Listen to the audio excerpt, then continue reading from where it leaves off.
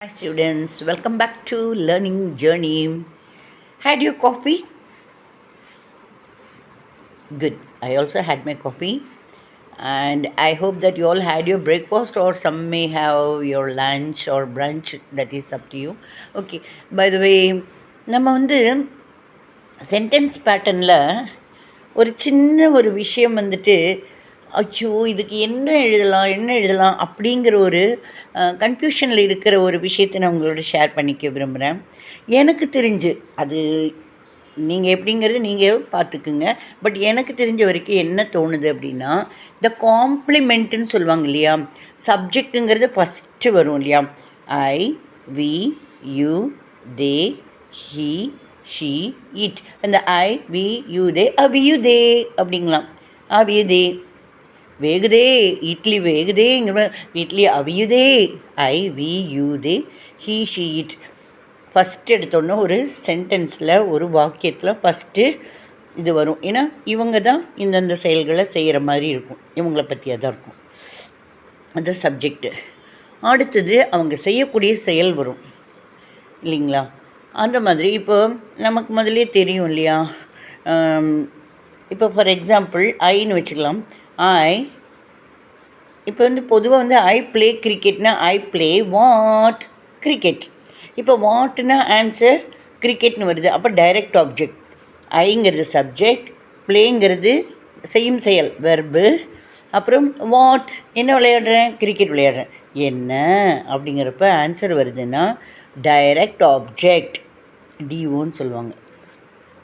அடுத்தது வந்துட்டு இது இன்டைரக்ட் ஆப்ஜெக்ட்ங்கிறப்ப என்ன வரும்னா I like it. I like it. ஐங்கிறது சப்ஜெக்ட், லைக்ங்கிறது வெர்பு, இட்டுங்கிறது எதை, அதை. அதைன்னா எதைங்கிறது சரியாக தெரியல. அது கிரிக்கெட்டை விரும்புகிறாங்களா இல்லை ஒரு பூனைக்குட்டியை விரும்புகிறாங்களா என்னங்கிறது தெரியாது. ஆனால் மறைமுகமாக இருக்கிறது இல்லையா, அது இன்டைரக்ட் ஆப்ஜெக்ட், ஐஓ, எஸ்விஐஓ. அடுத்தது அட்ஜங்க்ட் அப்படிங்கிறப்ப நம்ம தலைப்புச் செய்திகள் முன்னெல்லாம் வரும் இல்லையா, எங்கே, எப்பொழுது, யார், அந்த மாதிரி வரும் இல்லையா. அந்த மாதிரி நம்ம இந்த சப்ஜெக்டில், அதாவது இந்த சென்டென்ஸில் எங்கே, எப்படி, எப்பொழுது, அதாவது ஒருத்தங்க ஒரு ஷீலான்னு ஒரு பேர் வச்சுக்கலாம் சரிங்களா.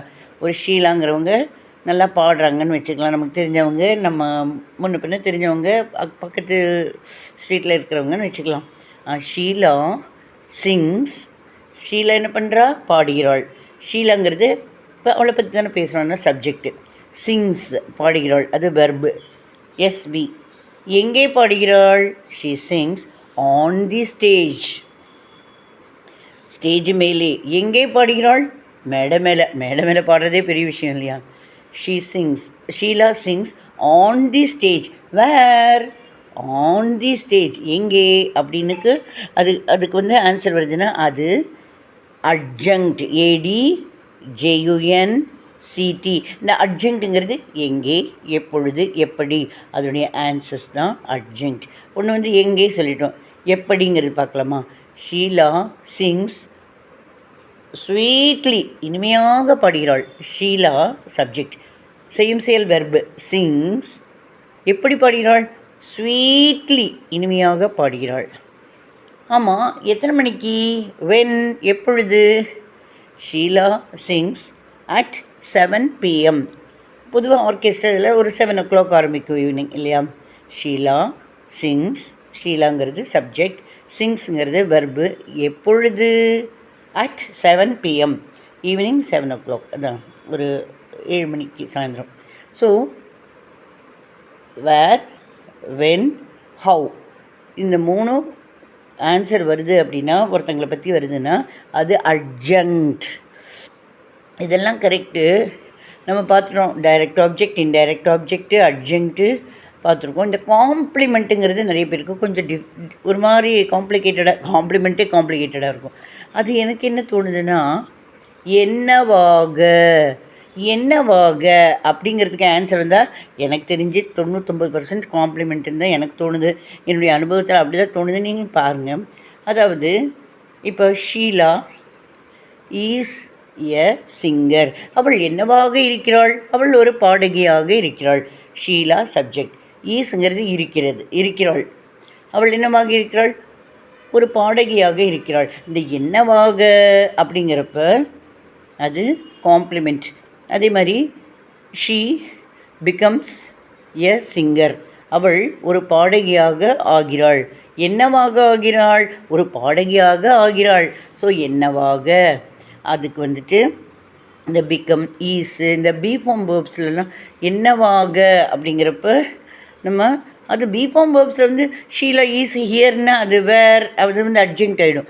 ஆனால் அந்த லாஸ்ட்டில் என்னவாக அப்படிங்கிற கேன்சல் வந்துச்சுன்னா காம்ப்ளிமெண்ட். அதே மாதிரி ஒரு குட்டி நாய்க்குட்டி நம்ம வீட்டில் வாங்கிட்டு வந்தாங்கன்னு வச்சுக்கோங்களேன். It was a little puppy.